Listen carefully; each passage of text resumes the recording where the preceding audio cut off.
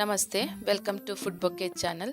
ನಾವಿವತ್ತು ವಿಶೇಷವಾಗಿ ಹಬ್ಬಕ್ಕೆ ಮಾಡುವಂತಹ ಕರ್ಜಿಕಾಯಿಯನ್ನು ಹೇಗೆ ಮಾಡೋದು ಅಂತೇಳಿ ನೋಡೋಣ.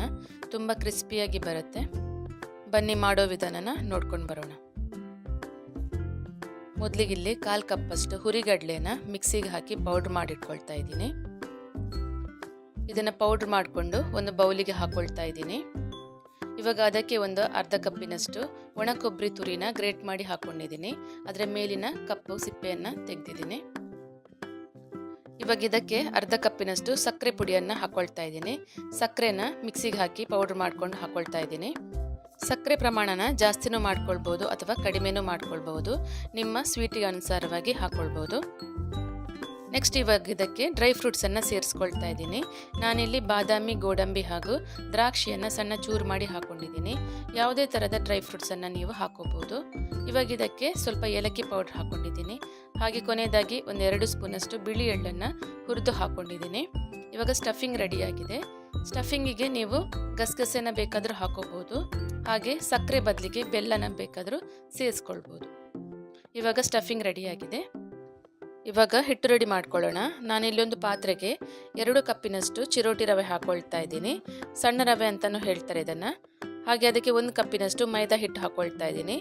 ಚಿರೋಟಿ ರವೆ ಪ್ರಮಾಣ ಜಾಸ್ತಿ ಇದ್ದರೆ ನೀವು ಮಾಡುವಂಥ ಕರ್ಜಿಕಾಯಿ ತುಂಬ ಕ್ರಿಸ್ಪಿಯಾಗಿ ಬರುತ್ತೆ. ಹಾಗೆ ಅದಕ್ಕೆ ರುಚಿಗೆ ತಕ್ಕಷ್ಟು ಉಪ್ಪು, ಹಾಗೆ 1 ಸ್ಪೂನಷ್ಟು ಸಕ್ಕರೆ ಪೌಡ್ರನ್ನ ಹಾಕ್ಕೊಂಡಿದ್ದೀನಿ. ಇವಾಗ 2 ಸ್ಪೂನಷ್ಟು ತುಪ್ಪ ಹಾಕ್ಕೊಳ್ತಾ ಇದ್ದೀನಿ. ತುಪ್ಪ ಹಾಕೋದ್ರಿಂದ ಕರ್ಜಿಕಾಯಿ ಸ್ವಲ್ಪ ಕ್ರಿಸ್ಪಿಯಾಗಿ ಬರುತ್ತೆ. ಇವಾಗ ಇದೆಲ್ಲವನ್ನು ಒಂದ್ಸಲ ಮಿಕ್ಸ್ ಮಾಡ್ಕೊಳ್ಳೋಣ. ಇದನ್ನು ಒಂದ್ಸಲ ಚೆನ್ನಾಗಿ ಮಿಕ್ಸ್ ಮಾಡಿದ್ದಾದಮೇಲೆ ಇದಕ್ಕೆ ಸ್ವಲ್ಪನೇ ನೀರು ಹಾಕ್ಕೊಂಡು ಹಿಟ್ಟನ್ನು ರೆಡಿ ಮಾಡ್ಕೊಳ್ಬೇಕು. ಹಿಟ್ಟು ಚಪಾತಿ ಹಿಟ್ಟಿಗಿಂತ ಸ್ವಲ್ಪ ಸಾಫ್ಟಾಗಿ ಇರಬೇಕು. ಇದನ್ನು ಹಿಟ್ಟು ರೆಡಿ ಆದಮೇಲೆ 10ರಿಂದ 15 ನಿಮಿಷ ಬಿಡಬೇಕು. ರವೆ ಆದ್ದರಿಂದ ಇದು ನೀರನ್ನು ಹೀರ್ಕೊಂಡು ಮತ್ತಷ್ಟು ಗಟ್ಟಿಯಾಗತ್ತೆ. ಇವಾಗ ನೋಡಿ ಇಷ್ಟು ಸಾಫ್ಟಾಗಿರಬೇಕಿದು. ಇವಾಗ ಇದನ್ನು ಮುಚ್ಚಿ ಒಂದು 15 ನಿಮಿಷ ಬಿಡೋಣ. ಇವಾಗ ನೋಡಿ ತೆಗಿತಾ ಇದ್ದೀನಿ. ಹಿಟ್ಟು ಸ್ವಲ್ಪ ಗಟ್ಟಿಯಾಗಿದೆ.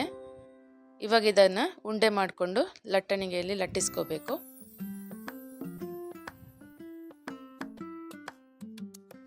ಇವಾಗ ಇದಕ್ಕೆ ಸ್ವಲ್ಪ ಮೈದಾ ಹಿಟ್ಟು ಹಾಕ್ಕೊಂಡು ಪೂರಿ ಲಟ್ಟಿಸಿದಾಗೆ ಲಟ್ಟಿಸ್ಕೋಬೇಕು. ಇವಾಗ ಇದು ರೆಡಿಯಾಗಿದೆ ನೋಡಿ. ಇದನ್ನು ಕೈಯಲ್ಲೇ ಶೇಪ್ ಕೊಟ್ಟು ಕೂಡ ಮಾಡ್ಕೊಳ್ಬೋದು, ಅಥವಾ ಈ ಥರ ಮೌಲ್ಡನ್ನು ಯೂಸ್ ಮಾಡ್ಕೊಂಡು ಮಾಡಿದರೆ ತುಂಬ ನೀಟಾಗಿ ಬರುತ್ತೆ. ಇವಾಗ ಇದನ್ನು ಮೌಲ್ಡ್ ಮೇಲೆ ಈ ಥರ ಇಟ್ಕೊಂಡು ಹೂರಣನ ತುಂಬಿಸ್ಕೋಬೇಕು. ಒಳಗಡೆ ಒಂದು 2 ಸ್ಪೂನಷ್ಟು ಹೂರಣನ ತುಂಬಿಸಿದರೆ ಸಾಕು. ಇವಾಗ ಇದನ್ನು ಈ ಥರ ಮುಚ್ಚಿ ಪ್ರೆಸ್ ಮಾಡಿದರೆ ಆಯಿತು. ಸರಿಯಾಗಿ ಪ್ರೆಸ್ ಮಾಡ್ಕೋಬೇಕು. ಎಕ್ಸ್ಟ್ರಾವನ್ನು ಈ ಥರ ಮೇಲಿಂದ ತೆಗಿಬೇಕು.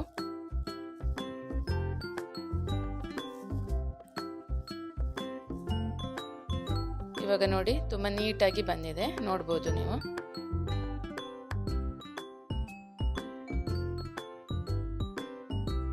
ಕರ್ಜಿಕಾಯಿ ರೆಡಿಯಾಗಿದೆ ನೋಡಿ. ಇದೇ ಥರ ಎಲ್ಲವನ್ನ ಈ ಥರ ಮಾಡಿಕೊಂಡು ಇಟ್ಕೋಬೇಕು. ಇವಾಗ ಇದನ್ನು ಎಣ್ಣೆಯಲ್ಲಿ ಫ್ರೈ ಮಾಡ್ಕೊಳ್ಳೋಣ. ಎಣ್ಣೆ ಬಿಸಿಗಿಟ್ಟಿದ್ದೀನಿ. ಎಣ್ಣೆ ಹದ ಬಿಸಿಯಾಗಿದೆ. ಇವಾಗ ಒಂದೊಂದೇ ಕರ್ಜಿಕಾಯನ್ನು ಇದರಲ್ಲಿ ಹಾಕಿ ಫ್ರೈ ಮಾಡ್ಕೊಳ್ಳೋಣ. ಇದನ್ನು ಮೀಡಿಯಂ ಉರಿಯಲ್ಲೇ ಕಾಯಿಸ್ಕೊಳ್ಬೇಕು.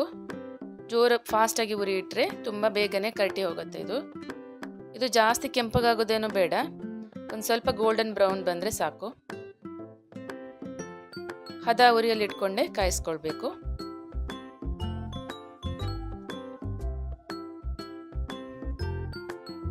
ಇವಾಗ ನೋಡಿ ಆಲ್ಮೋಸ್ಟ್ ಬ್ರೌನ್ ಕಲರಿಗೆ ಬರ್ತಾ ಇದೆ ಇದು.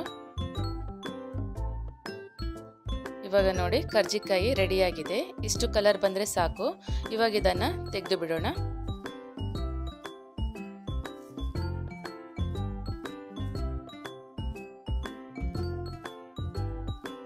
ಇವಾಗ ನೋಡಿ ಗರಿಗರಿಯಾದ ಕರ್ಜಿಕಾಯಿ ರೆಡಿಯಾಗಿದೆ. ನೀವು ಕೂಡ ಹಬ್ಬಕ್ಕೆ ಇದೇ ಥರ ಕರ್ಜಿಕಾಯಿ ಮಾಡ್ಕೊಳ್ಳಿ. ಹಾಗೆ ಕರ್ಜಿಕಾಯಿ ಕೂಡ ತುಂಬ ಕ್ರಿಸ್ಪಿಯಾಗಿ ಬಂದಿದೆ. ಈ ರೆಸಿಪಿ ನಿಮಗೆ ಇಷ್ಟ ಆದರೆ ಲೈಕ್ ಹಾಗೆ ಶೇರ್ ಮಾಡೋದನ್ನು ಮಾತ್ರ ಮರಿಬೇಡಿ.